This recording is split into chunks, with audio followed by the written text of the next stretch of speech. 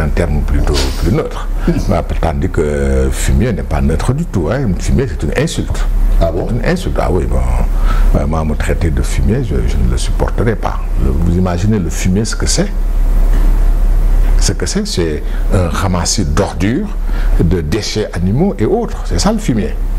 Le gouniafier, c'est aussi un ignorant. Non, mais là, on est dans l'espace politique. Est-ce que... Ah oui, bon, dans l'espace... Parce qu'avant ça, il y a eu résidu, oui, il n'y a pas eu... Je suis désolé, hein, il y a quelqu'un qui est en prison parce qu'on disons, on lui reproche d'avoir utilisé le terme fumier, le terme gouniafier. Et celui qui a utilisé le terme fumier et résidu, il est en liberté. Vous pensez que c'est du 2 poids 2 mesures? Vous savez, c'est vous qui avez parlé de 2 poids 2 mesures.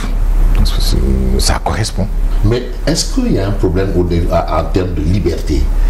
Ah oui, au Sénégal, aujourd'hui, il y a une véritable tension en ce qui concerne les libertés, l'exercice des libertés. La liberté d'expression, elle est inscrite dans la Constitution. C'est une liberté fondamentale. Mais encadrée quand même. Oui, toutes les libertés. Il n'y a aucune liberté absolue. Le seul droit absolu au Sénégal, il n'y en a qu'un. C'est le droit de la défense. C'est un droit absolu à toutes les étapes de la procédure. En dehors de ce droit, il n'y a aucun autre droit qui est absolu.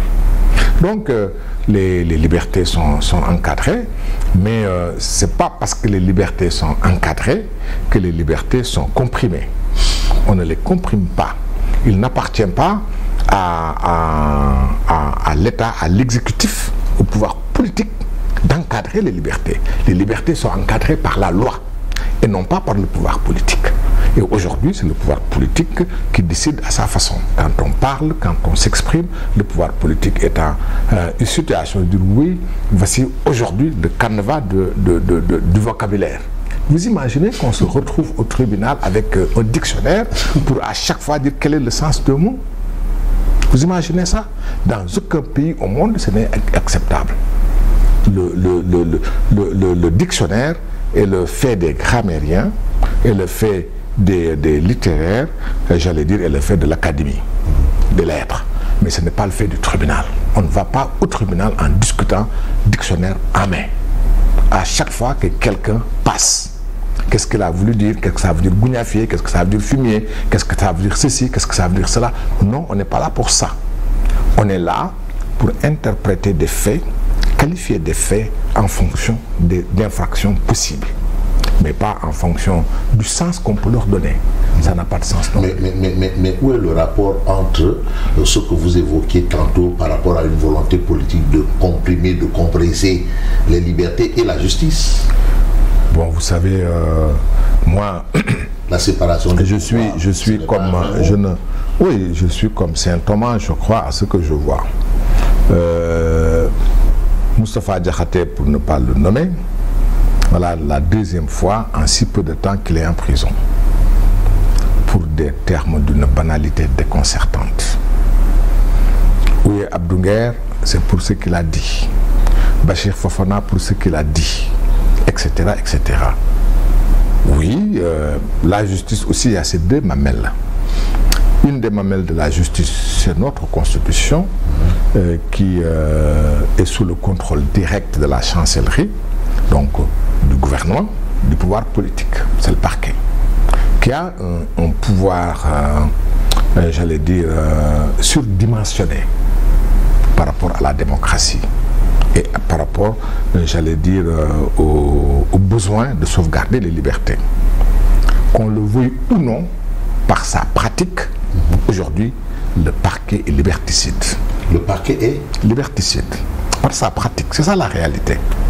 Parce que le parquet s'attaque à des personnes pour une seule raison, l'exercice d'un certain nombre de libertés, surtout la liberté d'expression. On a cette désagréable sensation qu'on ne veut voir ni journaliste, ni chroniqueur, ni homme politique s'exprimer librement. On encadre, on comprime la parole. Et le gouvernement utilise le parquet à cette fin.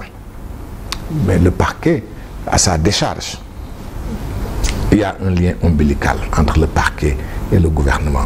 Et à force de pratiquer de cette façon, on en arrivera un jour à couper ce lien.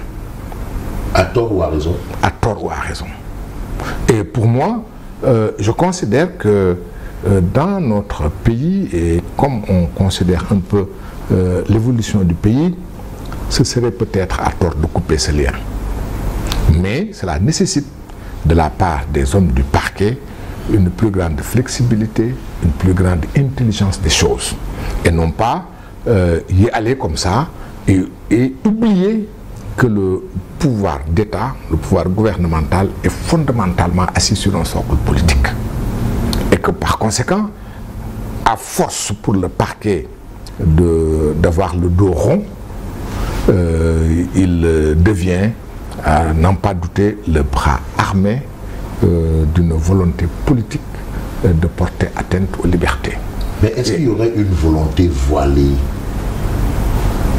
Bon, moi je n'en sais rien. Je constate ce que je constate. Je constate qu'aujourd'hui, c'est vrai, sous le vernis d'un pays démocratique, il y a, quant au fond, une véritable volonté, j'allais dire, de brider la liberté et les hommes politiques et les hommes de presse. Mais à quel dessein? Pensée unique. Pensée unique. Nous en sommes à ça là, à moins de 2 ans. Pensée unique. Aujourd'hui, la plupart des gens, des hommes publics qui sont en prison, c'est quoi? Diffusion de fausses nouvelles, offense au chef de l'État, offense à une personne exerçant toute ou partie des attributs du président de la République. Je ne sais pas ce que c'est faux. C'est une invention ignoble. Ce n'est pas sorti de ex nihilo quand même. C'est une invention ignoble. Ah bon?